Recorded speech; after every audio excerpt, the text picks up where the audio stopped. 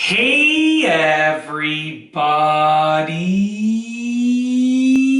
I'm here today to show you and tell you how to make a hockey stick break less often or less frequently. I'll be going over some easy things that work. So that's right, I'll be showing you and telling you about 5 ways with regards to how to make a hockey stick break less. And these are easy things that work. They actually work. Now, before we get into the video, I will say this. Hockey sticks sort of are meant to be broken. When you've played with them for a long time or intensely for a short time, they're gonna break. But obviously, depending on the level that you're playing and if someone is funding your sticks, you might not care if you break them, or you might really care if you break them because they can be expensive to replace. So I'm going to be telling you about 5 things you can do to hopefully make your stick break much less often.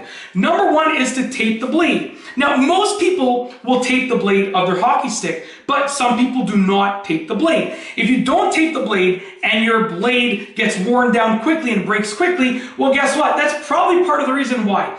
Tape is great for grip, but in addition, it does a great job at reinforcing the material. Now, obviously, it might affect your playing in a positive or negative way in certain circumstances. So you have to keep that in mind, but if you want a stick to last longer, taping your blade goes a long way. Number 2, focus on finesse instead of pure power.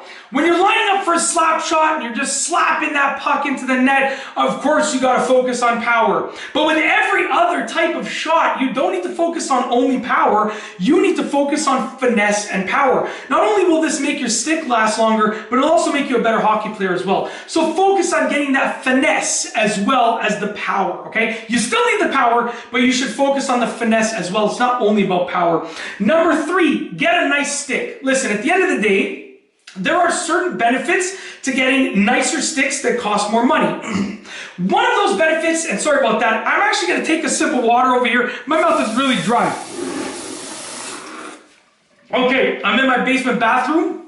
I've been filming a lot of videos. My mouth is super dry. I just needed some water. I do apologize. But there we go, that's better. At the end of the day, there are certain benefits to getting better sticks, and some of them make you play better, but some of them are built to be stronger. So getting a nicer stick might translate to a stick that lasts longer. You have to do your own research, but at the end of the day, getting a better stick might mean one that lasts longer. It usually will last at least a little bit longer.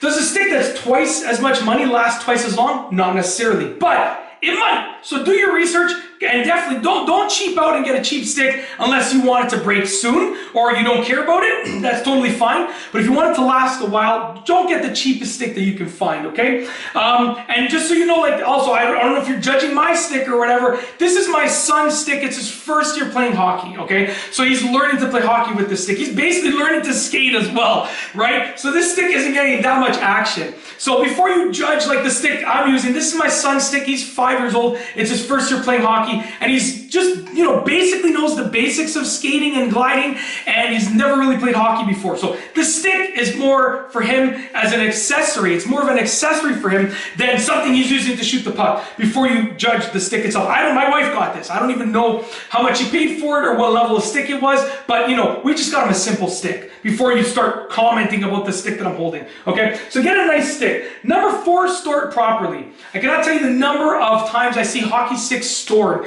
and there's just stuff piled on top of them. They're stored in like humid environments. They're left outside. No, listen, that's the quickest way to get a hockey stick to break fast, okay? Store it in a dry environment. Store it without weight on it. You can leave it upright on the floor. That's totally fine. Nothing wrong with that. Or flat. That doesn't really matter. But you want it to be dry. You want the environment to be dry. Even if it's like a composite stick, you still want your environment to be dry, and don't put any weight on it. Like if you're putting like your hockey equipment on it, it's okay. That's, a few pounds.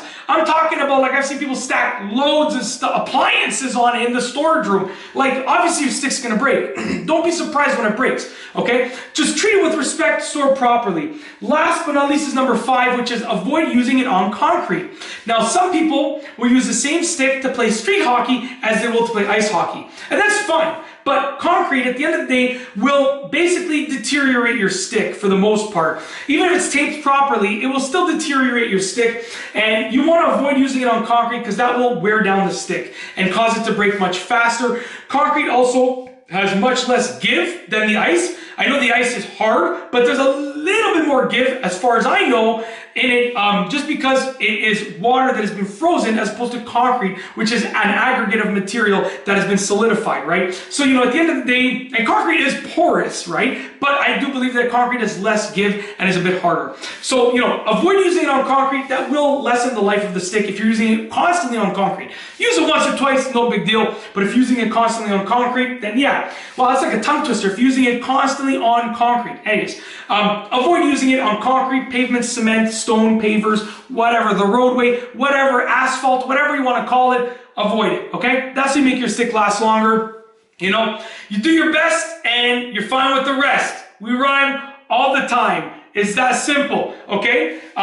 We're strapping and our wings are flapping. That's what I'm talking about. Anyways, enough rhymes that doesn't even make any sense anymore. My shirt is green and I feel serene. And we're gonna end this video now, but I'm first gonna tell you that, you know, no more rhymes. If your stick breaks, you know, if you did your best, that's really all that matters. Because when you play hockey intensely, you don't want to try to avoid your stick breaking, because then you're not going to play as hard as you should, or as you could, right? So you want to kind of do your best to make your stick last longer, but at the same time not worry about it so much. That's all you can do. If you like this video, please be sure to give it a thumbs up. Let me know what you think down below as a comment. And of course, be sure to subscribe for more great videos just like this one. And that's all I have for you today. Thanks for watching.